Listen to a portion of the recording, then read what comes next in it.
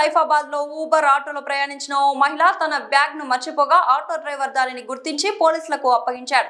Bag లో 6.5 తులాల బంగారం, 3,500 రూపాయల నగదు ఉన్నట్లు గుర్తించారు. పోలీసులు వెంటనే మహిళకు సమాచారం అందించి బ్యాగ్ ను అప్పగించారు. డ్రైవర్ నిజాయితీని మెచ్చి పోలీసులు అతన్ని సన్మానించి నగదు బహుమతి అందించారు.